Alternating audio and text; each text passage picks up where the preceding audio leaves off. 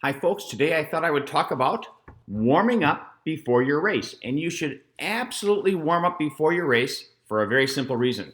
Because science tells us that if you warm up properly before your race, you will improve race performance. So, why does warming up improve race performance? Because it raises your core body temperature just a little bit, and warm muscles move better. So, if you want to have a better race, you need to have a warm up so that your muscles can move better and you'll have, well, a better race. But there's a hitch behind this. The science also tells us that that warm up needs to be less than 10 minutes before the race. And I understand some races it's hard, impossible to do that. But that's why at a lot of races you'll see the people at the very front, sprinting out and doing strides at the very end, close, because they're getting their warm up, keeping those muscles warm just before the start of the race. And as I said, getting less than 10 minutes. I know that some races you just absolutely can't do that, but let's talk about, what I think you should be doing and what you might be able to do about that. So first of all, I'm assuming good conditions. So I'm assuming good conditions that it's decent weather out. Because if it's not, it's a little bit different. But for a 5K, I'm generally going to do 25 to 30 minutes of warm up. For a half marathon, more like 20 to 25, probably closer to the 20, and for a full, maybe only 10 or 15 minutes.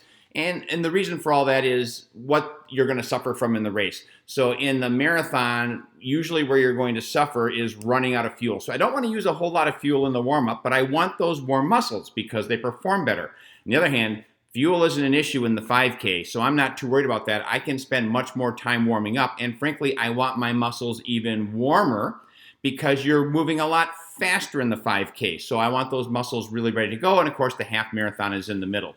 So when you're doing your warm up, it should be mostly very easy running, very easy. You wanna, towards the end, get some of that running in at your race pace. You wanna do some strides so that you're doing some things that are a little bit faster than race pace. And then I always like to end with some dynamic drills afterwards. So as a general routine, that's what I like to see before a race. As I said, ideally, you're going to get that done with less than 10 minutes before the race. 5 minutes is even better. But let's also talk about what you do in bad conditions, and that is you're going to use your early miles for your warm-up instead. So I'll give you an example. I have one half marathon in particular I could think about where it was really warm. It was 98% humidity, and I did not want to do any type of a warm-up ahead of time because I was going to lose so much hydration that then that would become a problem during the race because I'd have been just sweating like crazy doing any type of a warm-up. So instead, I did leg swings and things like that before the race, but I actually used the race to do my warm-up because a warm-up is still important because it improves performance. So how might I do that? So let's just say, as an example, in the half marathon, you have 130 units of energy that you're going to be able to use before you're done. It's just an example. 130 is meaningless. That's just kind of making my math easy, other than, I guess, the 0.1. So in a typical marathon, I might start out by only spending 7 to 8 of those units of energy per mile.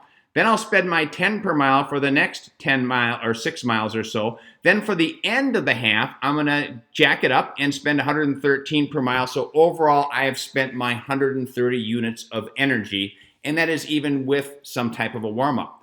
But what if I have to use the race as a warm-up? What I'm going to do then probably is really lower that down. And in the early miles, I'm only going to spend 5 to 6 per mile because I'm using those first few miles to do the warm-up that I couldn't do otherwise. Then I'm going to settle in, probably again to that 10 per mile, probably ticking that down a little bit at the end. And then for the last few miles, I'm going to get back what I didn't have in the beginning. Now, people will say, well, Mark, I can't do that. I'm way too tired at the end of the marathon.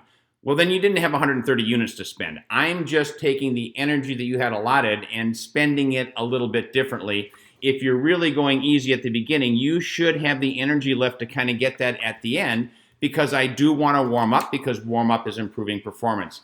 Now, what if you just can't do it in those final 10 minutes? There's many, especially big races, where it's impossible to do that. Chicago Marathon is an example. There's no way in the world you're going to be able to do a warm-up in the Chicago Marathon unless you're an elite runner and hit that 10 minutes.